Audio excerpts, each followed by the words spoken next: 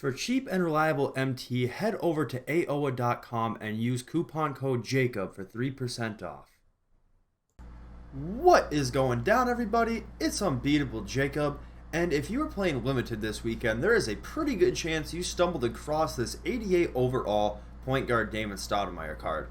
Before we get talking about his EVOs and his stats, potential upgrades, and all that kind of stuff, let's bring him into freestyle and see if he's even worth working on in the first place.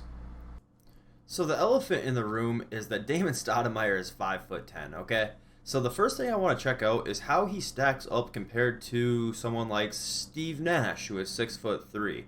So you can see that there is quite the difference. Steve Nash would generally be considered a smaller point guard, but at this stage of the year, all the valid point guards are generally going to be about 6'3". So I'm not sure if this is too much of a difference for you to not use him, but let's see what he's working with as far as SIGs and jumpers go. So on the court, he does have quite a few hot zones on the right side of the court, and his full court dribble SIGs don't look too shabby, but the biggest thing to know about this card is he does have the Curry slide, as we can see here, and he can also momentum behind the back. So those are pretty much the two most important dribble SIGs at this very moment as far as just cooking people. And as you can see, everything else he's doing does look very valid.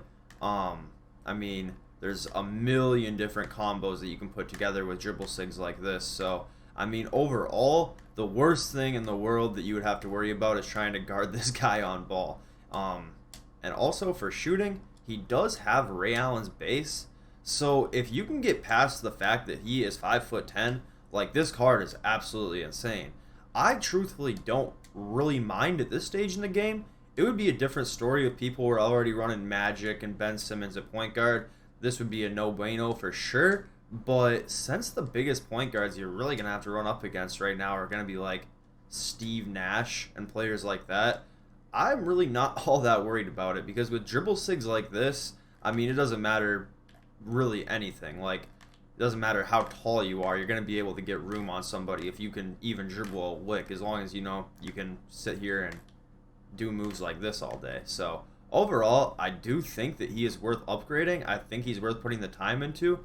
The only time that I would say he wouldn't be worth it is if you already have a point guard lineup of, say, like Pink Diamond Steph Curry along with like Pink Diamond Kuzi or something like that. Unless those are your two point guards, I say go for one of these EVOs. So let's check those out.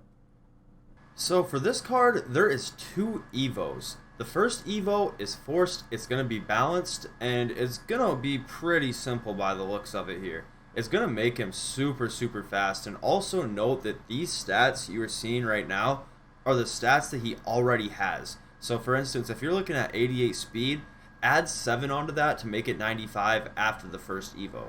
But once you get through this first EVO that gives him 4 general, dimer, and a few other just badges that are pretty general, you can see that there's an option between shooting and defensive upgrade.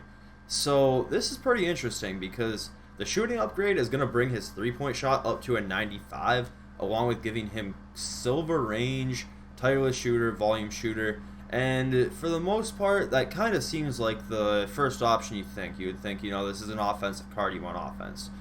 But the defensive option is pretty interesting as well, because there is some big boosts here.